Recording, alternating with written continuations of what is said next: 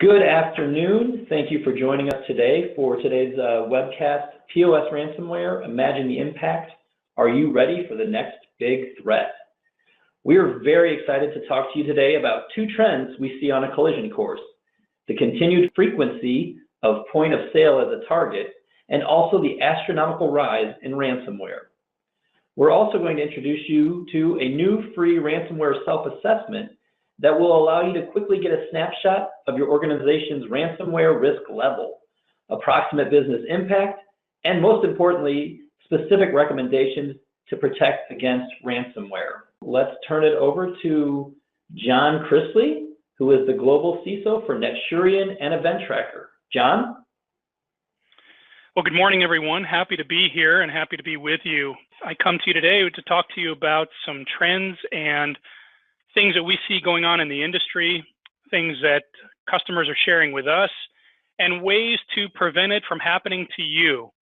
I like to tell people, we do have the technology. These things that we're going to talk about are things that we can definitely help you with and are helping other customers with to keep you and your corporate entities and partners and customers from being the next statistics or the next news that is blasted in the papers and online about the latest breach.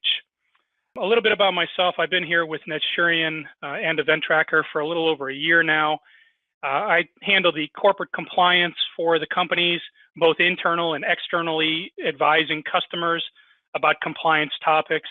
Myself and my compliance team are constantly on the phone and doing webinars such as this, trying to educate and assist customers and partners with the intricacies of compliance and security, and making sure that we do everything we possibly can to help wherever we can to keep people from being breached and having their data stolen and basically keep them in business.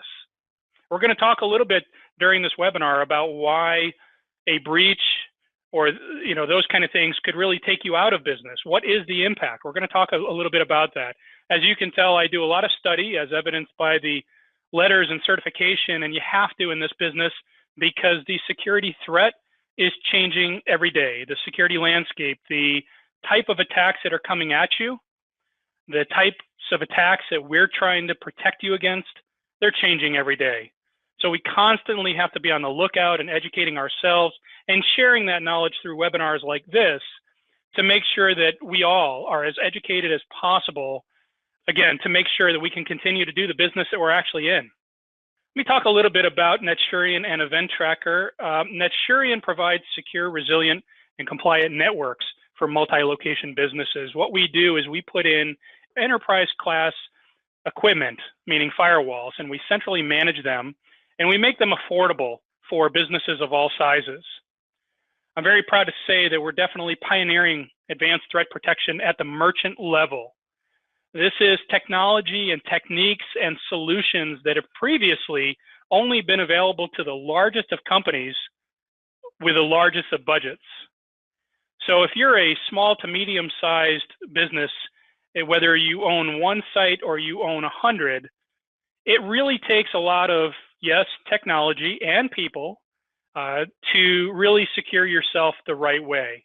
Well, we provide that as a service, and we bring that to anybody that needs it. That's really what we're doing. Event Tracker, who we have joined forces with in this past year, is a SIM provider, security information and event management provider. They provide both an enterprise platform as part of their solution, and what is very unique is a 24/7 co-managed security operations center. So what I want to talk about there, and we'll talk a little bit more on other slides, is there's a lot of SIM providers on the market. There's a lot of people in that space. Event Tracker is the only SIM provider that has their own 24/7 co-managed SOC. Now, what that means is if you're a customer, you don't have to lose control. You can still have access to your logs and your events and the threat intelligence, but we also provide a service where we have people who are extremely talented at threat hunting and watching for alerts and understanding what the alerts mean, understanding the language of computers. What are they trying to tell you? It's not just, hey, there's a hacker in my network, let's block them. It could be behavioral, and we'll talk about that a little bit. It could be somebody doing something really weird or wacky right under your nose. And unless you're looking for that, you may not even know that it's going on. Event Tracker delivers the SIM and also a managed detection and response solution. UEBA stands for User and Entity Behavioral Analytics. I know it's a mouthful, but I'm telling you, if you're not doing behavioral analytics, you're not in the game. What that means is, again, you may see something in the activity logs that looks proper, but it might not be proper at all. If you're not watching and analyzing that information and correlating it with lots of other data, you might miss something that's going on right under your nose. And they provide threat intelligence as part of the solution for traditionally what is smaller InfoSec teams. But again, their solution goes all the way up to the largest of customers that really need this. Event Tracker is proud to have spent 10 consecutive years on the Gartner Magic Quadrant for their SIM solution. All right, let's get right into this and talk a little bit about, in the introduction we talked about, we want to show you the convergence of two trends and what we're seeing and what's going on in the market. So there's various security reports out there. One of them shows that the statistics about the compromises by environment. They talk about where are these things coming from, these attacks, and what are they trying to hit, okay?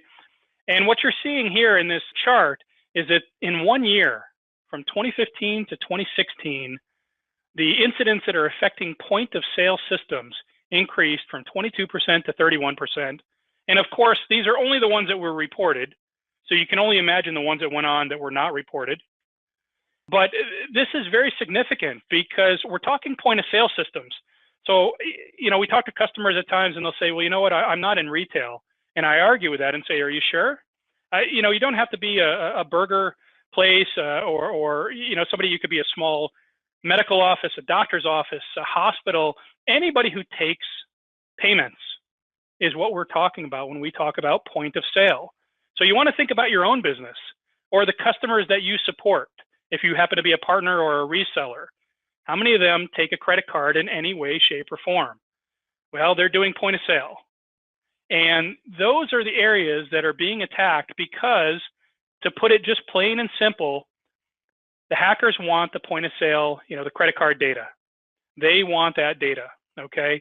Why do they want it? Because obviously if you get credit card data, you can sell that information on the underweb, you can use it for your own gain.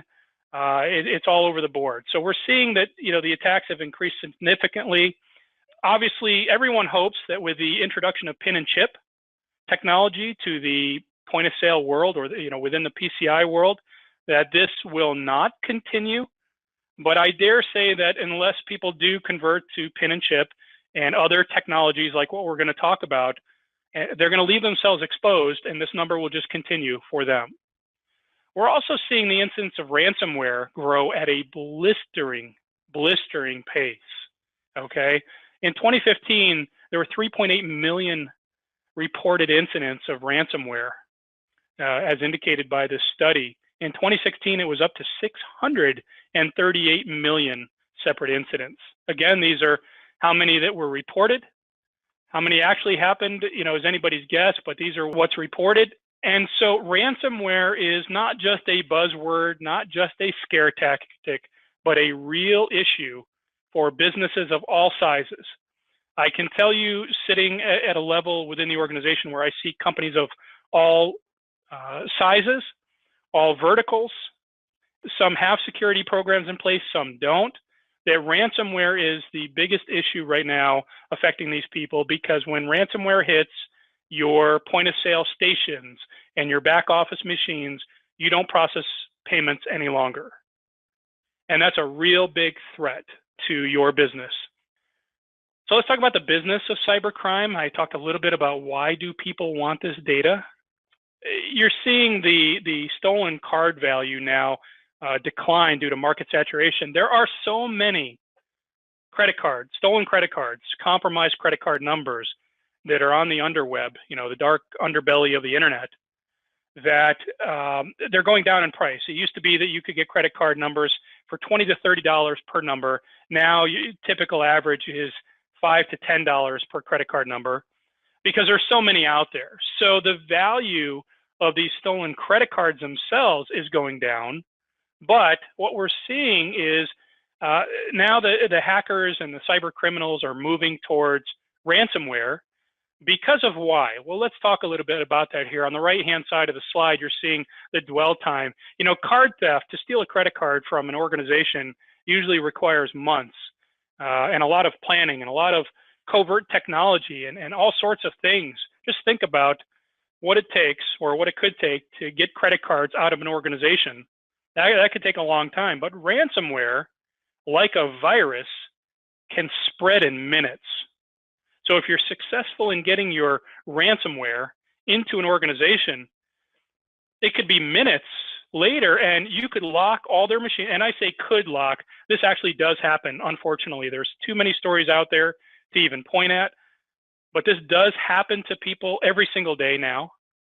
Their machines are getting locked and they're being asked for a ransom to get their data back. Now, a lot of you could say, well, I'm not going to pay the ransom. Well, sometimes you're not going to get your data back unless you do. That's the unfortunate part of this. There are some decryptors and decryptor services. Some of them are very expensive and many don't work. But if you're a hacker and you can successfully lock an organization's computers and servers and prevent them from doing their business, you stand the chance of making a lot of money from your ransom.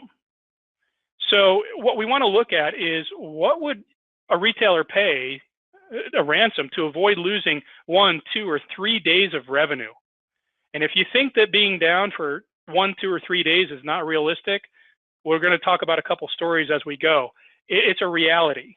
And again, it doesn't matter whether you're in healthcare, retail, legal, you name it. The point of the matter here is, if ransomware takes over your computers and you don't have a good way to recover, you could be down for days, if not weeks. Let's hope not longer. And if you cannot get your data back, it's one thing to get your machines back and be able to come back up and start doing business again. Maybe you can put together a point of sale machine, but can you get back all your transactions, all your reports, all your payroll and accounting data, all your patient data, depending on what industry you're in, your client files? That could be disastrous for a business of any size. All right, we're going to talk a little bit about sort of the perfect storm here. Obviously, there's a movie, The Perfect Storm, and that's what we always go to when we're thinking about ransomware. However, it's not all doom and gloom. All right, the storm, which is POS ransomware, could be a disaster. Absolutely, no question about that. It is actually much easier to avoid and mitigate the damage of such an incident. Now, as an example, if you think about this picture you're looking at, if you're out in the middle of the ocean and there's a storm right there in front of you and you're on a boat, that's sort of hard to navigate around. You don't want to get anywhere near it. It's going to take you a long time to back up and change course and get around it. That's not a good situation to be in. But when we're talking about ransomware on a computer, there's ways to prevent and protect. Now, I'm not going to sit here and say that you can 100% never be hacked, because that's not a reality. The hackers are coming up with new weaponized files, new ways of getting their ransomware into your environment. They're changing tactics all the time. But there are some protections and some ways that you can protect to even have anything affect your computer or servers in the first place. All right. So let's take a look at this a little bit in The Perfect Storm. Imagine the impact. Okay, we're going to go with this theme here. Imagine the impact. Just think for yourself. If this has not happened to you yet, imagine if it did. Okay, so these are from some studies that are out there. A company is hit with ransomware every 40 seconds. Okay, that's a sobering statistic. Every 40 seconds, another company in the world is hit with ransomware. All right. Imagine the impact. Global ransomware damages are predicted to exceed $5 billion in 2017. $5 billion. Obviously, and what we'll talk about as we go, and again, we've got your own survey that you can do for yourself. What would be the impact to you if your business or your customers' businesses, if you're a reseller, if they were taken down by ransomware? What would be the impact? And the third one here on the slide, 72% of infected businesses lose access to data for 2 days or more. So what we like to talk about when we go through these scenarios, and again, a lot of this is gloom and doom, right? You don't want this to happen to you. Just imagine if you unplugged your computers for 2 days or 3 days and could not use your computers or get to any of your corporate resources of any kind. No email, no file storage, no cloud storage, can't use your computers. What would that do to you? That's extremely bad for most companies, okay? So let's talk a little bit about the protection. So again, what we want to have is, you don't want that to happen to you, right? So getting out early in front of this and protecting against it is key. You don't want to be hit with ransomware. That's not a game you want to play. It's like gambling. You might win because you might get your files back, but you might not, and you might lose it all. So why play that game at all? So let's talk about protection. There is some key solutions that we provide through these offerings that can protect the endpoint. Now, again, we're not necessarily just talking about a firewall. We're not just talking about a server or a PC. We're talking about it all, okay? So we have the endpoint threat detection that is locally to the machine, the point of sale. It's integrated with threat intelligence. And I'm going to stop for a minute. I'm going to talk about this threat intelligence. What do I mean by threat intelligence? Does that mean somebody is smart about threats? Well, yes, it's actually a two-pronged attack. When I talk about integrated threat intelligence in relation to the solutions we provide, there's really two aspects of that. There's a lot of information out in the world, free and paid, that compromises threat intelligence feeds. There's a lot of information. The cyber industry is sharing a bit, not as much as we all would like, but there is a lot of data sharing going on where the industry is trying to make sure that if we see something, others can benefit from that intelligence. And so they share, and there's ways to share that data. And then on top of that, there is the intelligence of just knowing your customers at a human level. So humans, remember I mentioned Event Tracker has a 24/7 security operations center with humans that are extremely good at understanding how normal operations are supposed to go for a customer and what is outside the norm. When you combine these two together, you've got some extremely valuable threat intelligence that can be applied to what's going on your network. You know, we ask the question sometimes, do you know what's going on your network? And of course, everyone, says they do until they have to watch it on a dashboard, and then they find out that maybe they didn't know what was going on their network.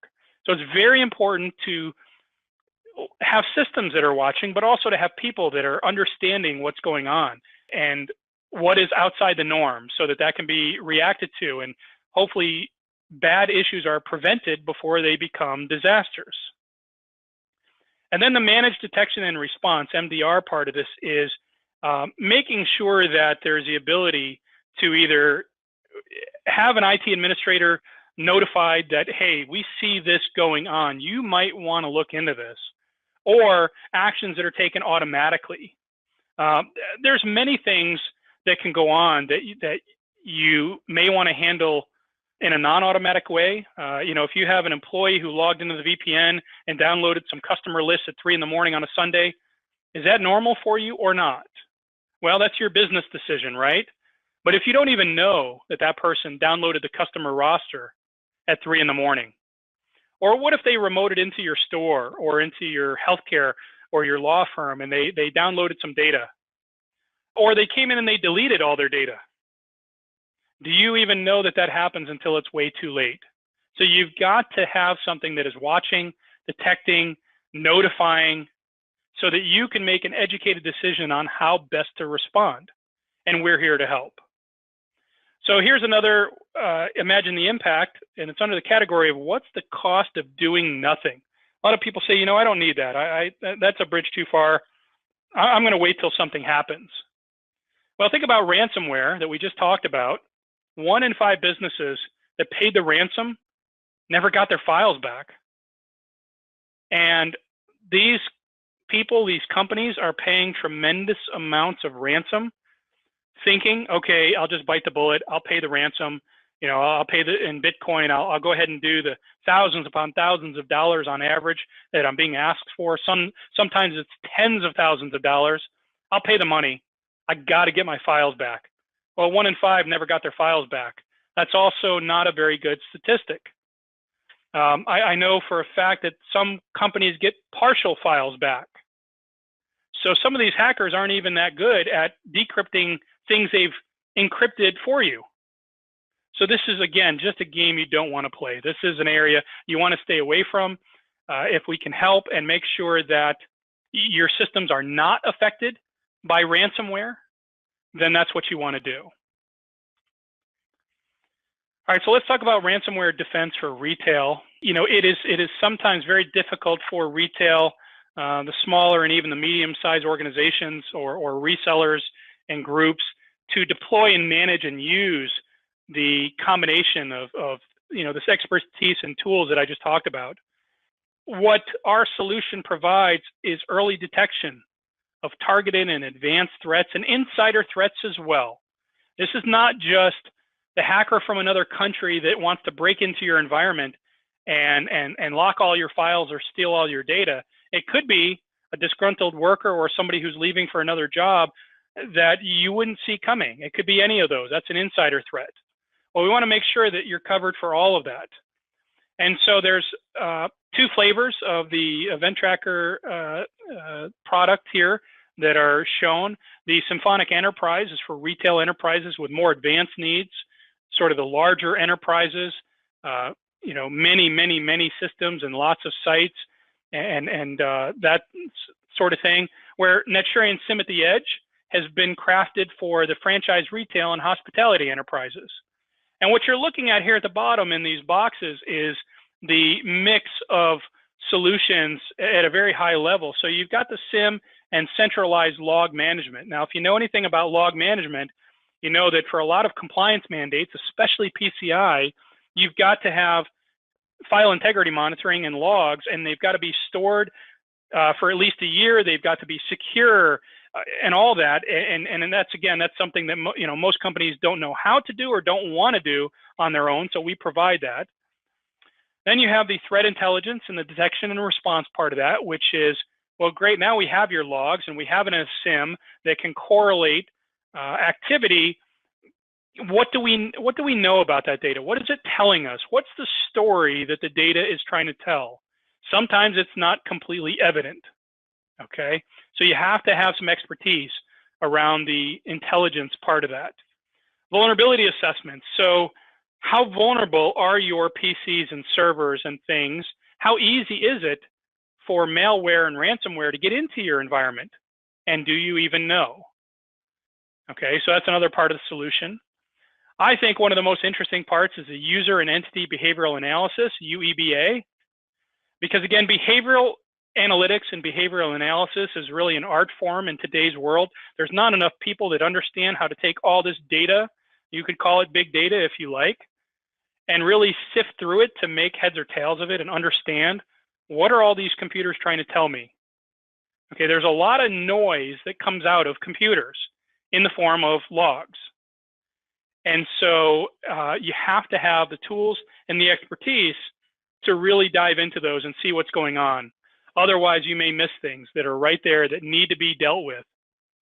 And then compliance management. So, a lot of our customers are under some form of compliance mandate, whether it be PCI or HIPAA or others. And you need solutions like this to be in place. And it's one thing to buy the solution. So you could go out and you could buy yourself a piece of software. But if you're not managing it and monitoring it, and some of these regulations, if you read them very closely and read the fine print, they actually want you to be looking at this information daily. Now, we all know how hard and sometimes it's not feasible to look at things daily. But that's the point, is why would you try if you can bring in a trusted partner and get yourself some help? And with the threat intelligence and the security operations center and the automated reporting and alerting that is available to you in this solution, you're not going at it alone. You actually can, with confidence, meet your compliance mandates and say that yes, they are being reviewed daily. Okay. So let's talk a little bit about where some of this plays. And so, a graphic like this, a very simplified network diagram, should help a little bit showing where the solutions play. So if you look here, areas where firewalls and antivirus, that's what AV stands for, antivirus, where they succeed is, somebody trying to brute force. You see that nice hacker down there in the left-hand bottom of the screen. He's trying to break into the network. So the firewall, the brick with the flame, that's there to protect the hacker from just trying to brute force his way into the network and get at the stations and the systems behind it, okay? Antivirus is there to protect against known malware where there's a signature that the AV manufacturer has released, and it can protect against those known antivirus infections. Also, data exfiltration, a firewall is very good at seeing certain types of data leaving your environment, but not all. And network segmentation. Firewall is there to make sure that the firewall segments your network so that in this case, if you look, you have one segment where your back office stations are sitting. You have another segment where the point of sale is sitting. You have yet another segment where the file server, if you had one, is sitting. You could expand this so that you segment your wireless, your DVR security, et cetera, et cetera. This is where the firewalls and AV are very good, and there's nothing wrong with this setup, and this is, you have to have this. This is like insurance for your car. You wouldn't drive your car without insurance, right? Well, if you would, don't answer that, right? So here's where the firewalls and the antivirus struggle in today's world with the threats of today's hackers and where the problems exist. So if somebody has remote access into your environment, which is, if you read a lot of the compromises that are going on in the point of sale or credit card world, it is remote access that is one of the biggest vectors for compromise. So maybe you have remote access for yourself, maybe your vendor set up remote access, and if it's not done right, and yes, there's only so many ways to do it right, but if it's not done right and secured, and somebody gets a hold of that remote access, they look like a trusted person walking right in the front door of your network. A firewall and antivirus are not necessarily going to help you with those areas, okay? Ransomware. If ransomware affects your machine and locks it, antivirus is really not going to do anything for you. The firewalls, it's too late. Ransomware has already affected your computers, and that can be too late. USB-based data loss. So USB stick, think about somebody coming in and sticking a USB stick or external hard drive, or even plugging their iPhone or their Android phone into one of these machines that we're looking at here on the screen. Your point of sale system because they want to charge it, the back office workstation, maybe they want to steal data from you. Remember, phones and external hard drives, they have a lot of storage now in a very small footprint, so they can store a lot of data. Firewalls and antivirus can't usually protect you or even alert you that this stuff is going on. So you need other solutions to help you with that as well. And wouldn't you want to know if somebody stuck a USB stick in one of your machines and there was data going to it, lots of data? You'd probably want to know that. Or if they injected software into your network and that software had a virus, wouldn't you want to know where that came from? So that takes me to zero-day malware. Antivirus is really good at protecting you against things that it knows about. The antivirus vendors are very good at writing signatures all the time, every day, but they don't know about things until they know about them. So you do want to know about zero-day malware that is going to affect you, for which there's no fix yet. And it could take a day or 3 days or a week or longer for the antivirus manufacturer that you happen to be running in your network to come out with a fix for that. Endpoints that are not on the network. So again, if you've got laptops that are used by your staff, remote staff, they don't come into your network or your office at all or often. And so that firewall that's sitting there may never see their activity. The antivirus may not be managed centrally by you. Maybe it's standalone. So you really want to make sure that you protect all of your endpoints, regardless of where they go by your employees when they're being used. And then the last point here is the abnormal user behavior. Okay, firewalls and antivirus can't really tell you too much about user behavior and what's going on and what has changed and what's different from yesterday than today about the way this machine or this user is using the network, and is there anything that you should be concerned about? Well, that's where these solutions that we provide come right into play. So let's talk a little bit about this here. With the managed detection and response, when it is employed, you'll see the crosshair logo here on the screen right next to the green check marks indicating that it is protected and monitored and managed by the Event Tracker solution. And so what that affords you is the ability now to have email alerts instantly alerting you of a breach or an incident. If there's something that you need to be aware of that you've worked with us and told us during tuning that is important to you, you can be alerted instantly via email. Depending on which service that you choose, it could be our Security Operations Center reaching out to you, calling you, or emailing you, telling you, this is what we see. You need to be on this right away. This could be a real problem.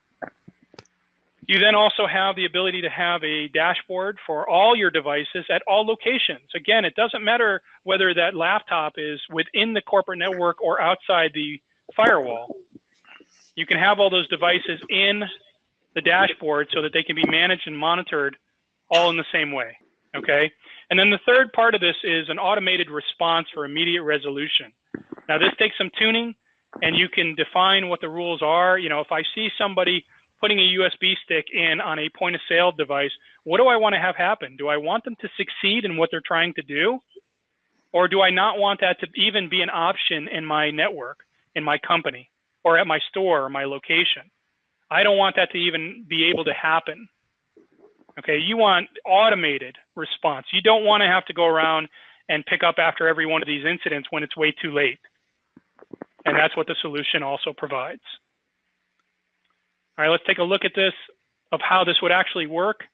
Okay, again, it's not just a platform. It's not just software that's being presented to you. It's an entire platform, and there's people behind it. So if you start from the bottom, the way this in practical sense would be implemented is you have a sensor, a software agent that is installed on all the devices that you want to protect. So you can see here, whether that be a file server, a database server, a laptop, a PC, a point of sale device, you name it. And depending on the service chosen, you can actually have the logs from your firewall also forwarded to the same hosted platform. Yes, it is hosted. There's many different ways to deliver this service, but a lot of customers say, I don't want to also have to manage yet another server or servers. I want this to be hosted securely, and that is also what we offer. So all these logs are put into the platform. There's threat intelligence in there, again, as I mentioned before, watching over the activity and the logs and so on and so forth. And it can be monitored by security analysts that are watching even when you're not. Okay, so this is in practical sense, this is what it looks like. And if you were to go out and say, hey, I'm interested in this, how do I do this? It's that easy. Okay, I want to take a moment and I just want to sort of take a step back before I get into the next slide. And I want to talk about something that is a true story, and I'm not going to mention the customer name or even the state in which this happened, but I do want to talk about this. People think, well, ransomware can't happen to me, right? Because it hasn't happened to you yet. A virus can't hit me because we've got antivirus. I hear this all the time. People say, I have insurance for that, so I'm not too worried. Why would hackers and all this ransomware and malware stuff, why would it come after me? And really, it's an opportunistic type of crime where it really doesn't matter who you are or what you are. I've heard companies say, we're not the federal government. Why would they attack us? I've heard customers say, or potential customers, we're too small. Why would they attack us? And yet I hear horror stories all the time of companies, usually after it's way too late. They've come to us after, and they've been hit by an incident, and it's taken them out of business. I know of one right now, and that's the incident I'm talking about, where they've been hit with ransomware, and they depend on their computers and the internet at the office for their business. They've been down for a couple of weeks, and there's no indication that they're going to come back up anytime soon. All their machines are locked. I don't know if they're planning on paying the ransomware or not, or if they've tried and it didn't work, because that's not a guarantee. And that's a reality. You really need to think about, how long can I go without my computers? And again, that's probably not a game that any of us want to play. So you need a solution like this that is helping you and doing it for you. Even the more large-sized companies, people that have large security staff, they still benefit from this, because then they can go and do more business-generating activities. They can spend their time on other things that are more important, if you will, to the business, and allow the watching of the security alerts and logs and tracking the hackers to be taken care of by specialists that this is what they do. Okay, so let's go in. We'll talk about what we like to refer to as the catch of the day. And again, this is a real story. The name of the customer has been redacted, if you will, and I won't mention it to protect them and us. But at the very top, I want you to see, our team of experts, they review billions of logs daily in order to keep our customers safe. Now it says here, safe from attackers and auditors. And that's a true story. The auditors can be just as damaging to you as a hacker. If an auditor walks in and sees you're not doing what you're supposed to do under various regulations that you have to comply with, you can get dinged, you can have fines. That can take you out of business just as much as a hacker can, and has happened to people. But here's one of these stories that we like to share as a catch of the day.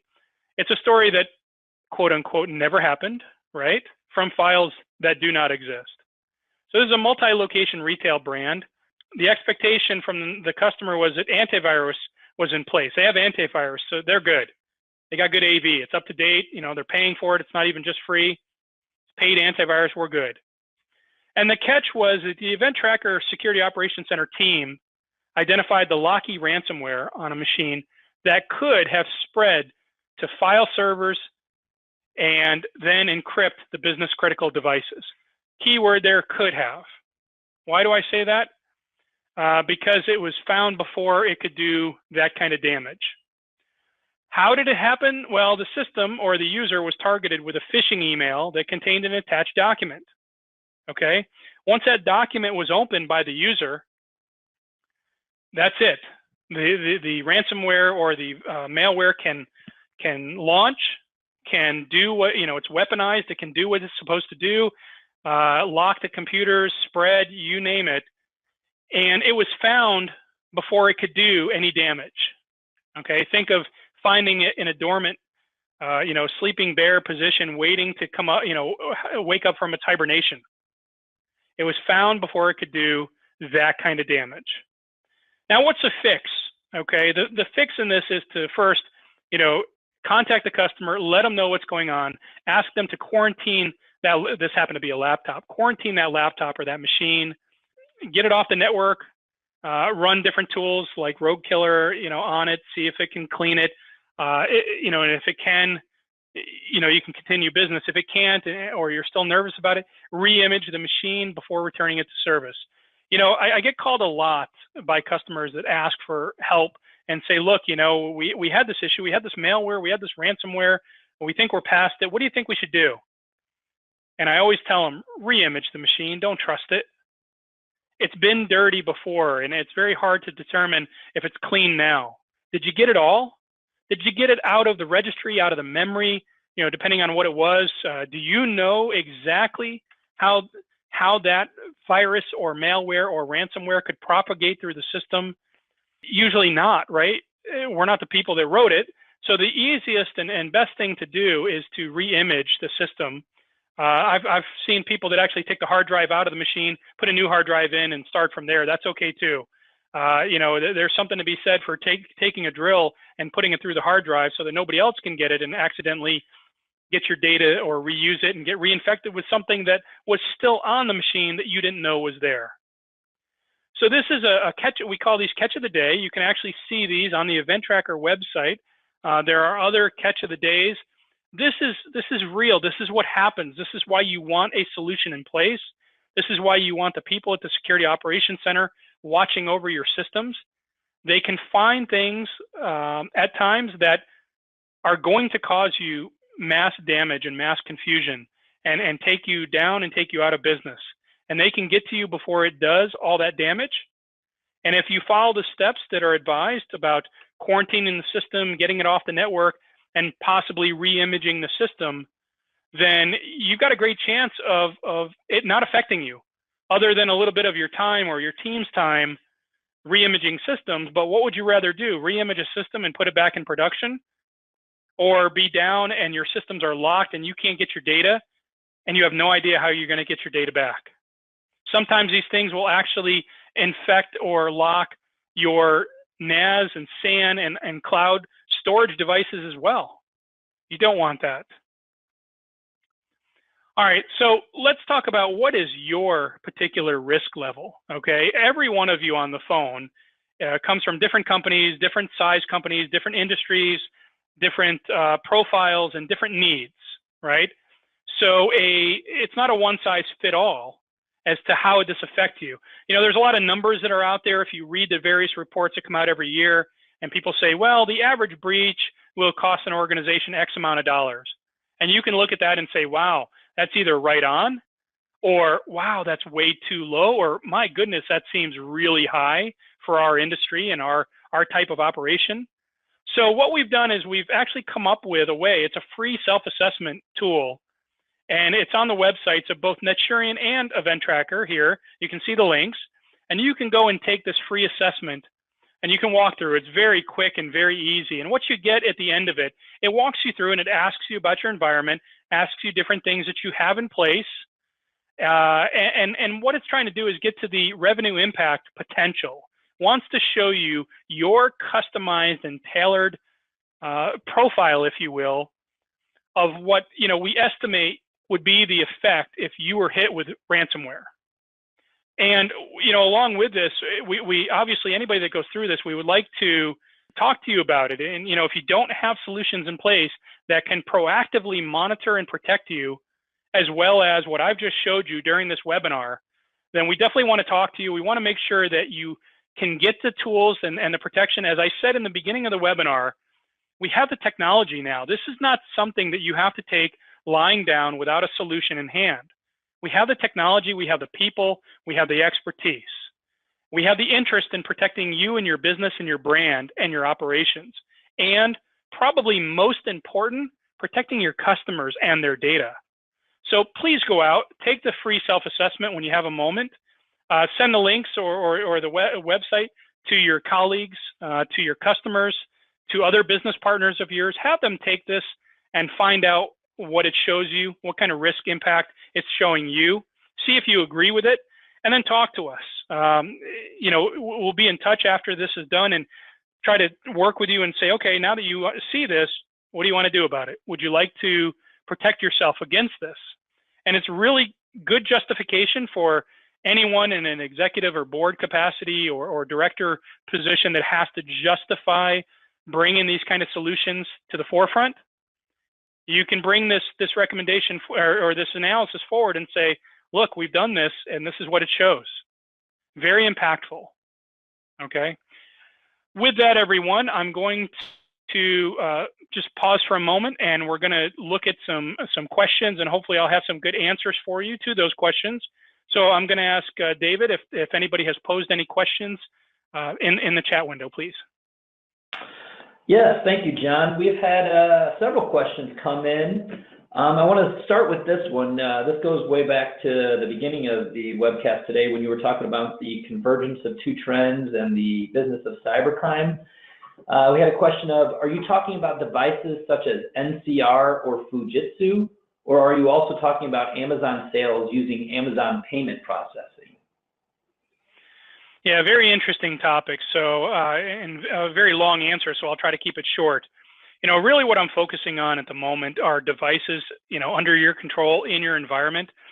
Yes, I am talking about NCR, and Micros and Aloha and SciComm, and the brand names go on and on and on, right? We're talking about the machines that are processing the payments.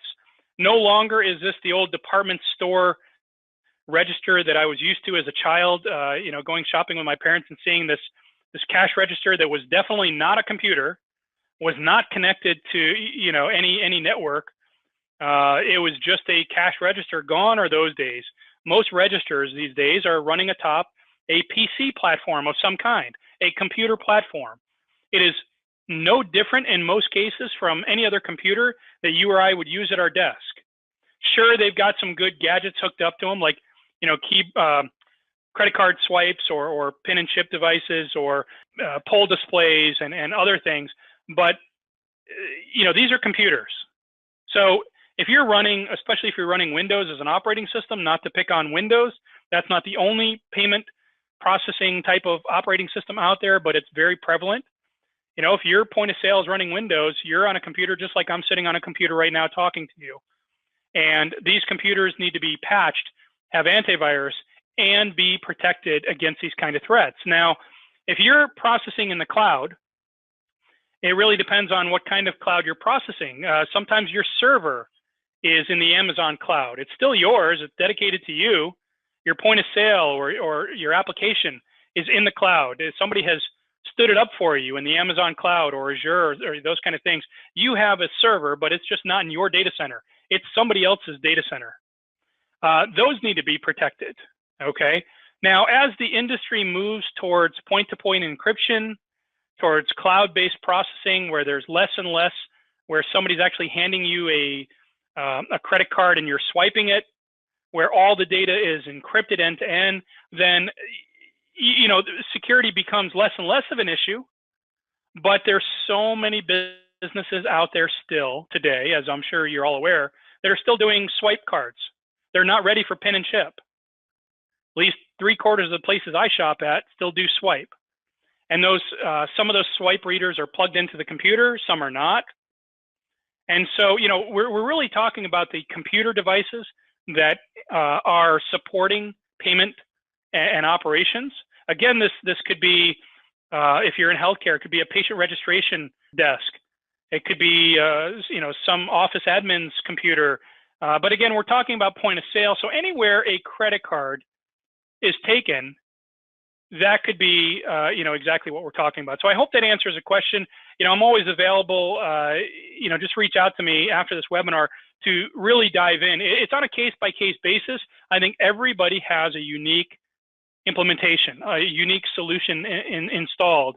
And so we want to talk to you about what do you have in place. Great, thanks so much. Another question came in. How common are viruses or ransomware attacks affecting Linux-based POS systems? Yeah, very good question. This is very common in the industry. People say, I run Linux, I run Mac, I don't run Windows, so I'm good, right? I think traditionally that has been truthful to some extent, but I'm seeing, I try to keep my finger on the global pulse of what's going on in the world. Not always easy to do, but I do a lot of reading, a lot of reviewing studies, a lot of talking to people, part of a lot of groups, especially at the PCI Council, where I sit on 2 different task forces there. And what I'm seeing is that, Mac, which is, really a variant, if you will, of early Linux, Mac is starting to get hit a lot more. So what does that tell you? It tells me that they're not only going after Windows. It used to be the thing where if you had a Mac or you had a Linux device, people would say, I don't need antivirus, I'm good. Well, we all know that's not true. So, I don't like to gamble with those kind of discussions. I like to say, if there is a solution available to you, it could be just forwarding logs to a solution like ours so that we can include those logs and make sure that anything that happens on those machines do not go unnoticed. There's always a solution for any flavor of operating system. You want to make sure you avail yourself of all of them. Don't leave any rock unturned. Don't leave any device unprotected. It'll end up being that one that causes you trouble down the road, almost guaranteed. Great advice. I had another question come in. Is the event tracker solution all software, or do you ship a hardware appliance? So it is software-based.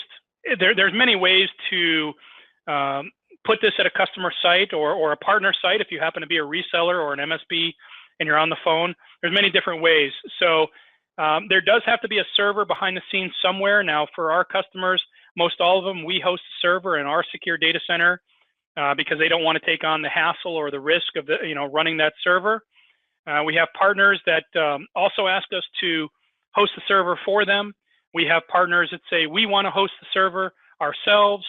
We have people that want to host in Amazon. There's many different ways to do it. The typical deployment for some of this is we host a server and we get you set up and we make sure we understand how you want to be structured and how you want to see things in your dashboard.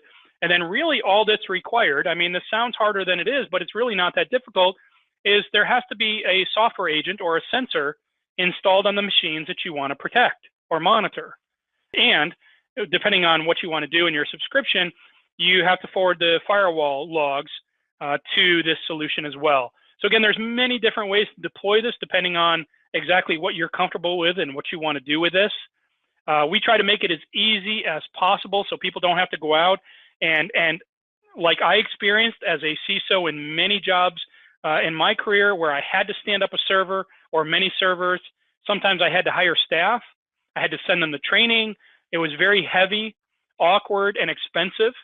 It's one thing to go out there and say, look, I need a new tool installed and a service to watch it. It's a whole other thing to say, well, I need 2-3 people hired that are specialists that command, very high salary to watch over this new tool that we bought. So we have different ways, and we try to make it as easy as possible for a customer to get into this so that they don't have to have more servers. A lot of our customers would be very hard pressed to have servers at their location. So no, you do not need servers. I guess I'll phrase it, if you want control and servers on-prem, there is a way to do that. There absolutely is, especially if you're a company that wants to provide that to your own customers. That's absolutely a deployment option for you.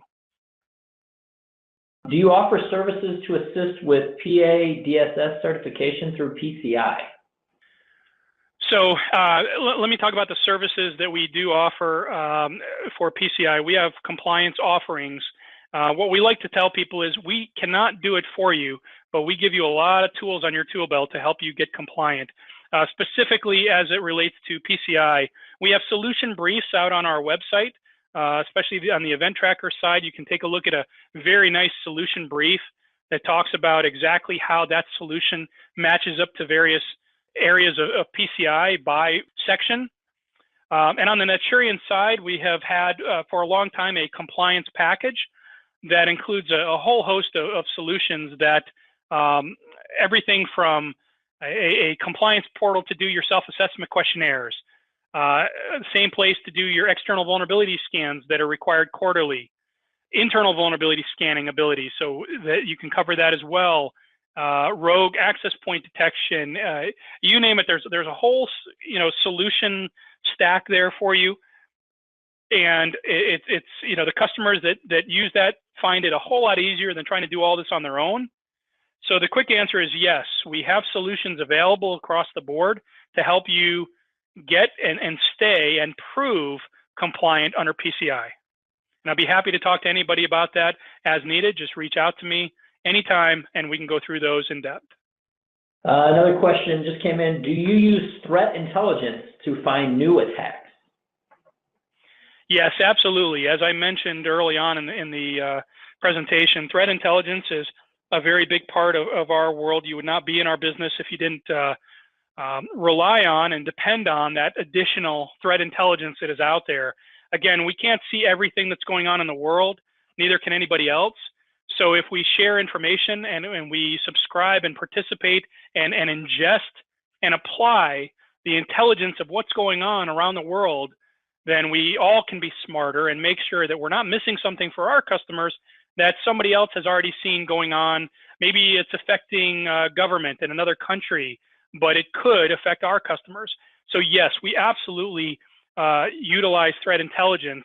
And our security analysts and all the way up to myself are constantly researching and investigating and learning about new attack types and new threat vectors and new ways that hackers are weaponizing files to sneak past anybody's defenses to try to get to your data. So absolutely, threat intel is a very, very big part of our DNA. A couple of questions came in about the SOC. Is your SOC 24/7 and is your data center SOC 2 certified? Okay, yes and yes is the quick answer. We do have a 24/7 offering for those companies that need to subscribe to that level. There are customers that don't need that level, so there are other offerings that are not 24/7 if it's not needed. Again, we have partners that want to do this on their own. We have customers that say, "You give it to me, I've got it. I don't need somebody watching this at 3 in the morning. I have my own people to watch it at 3 in the morning." So we have offerings basically at every level, up to and including 24/7, eyes on glass, if you will, people watching to make sure that nothing goes unnoticed. The data center is SOC 2 certified, where the data is stored. We provide that certificate as proof when requested. And thank you once again to everybody for joining us. Thank you to John for all the great insight you provided today.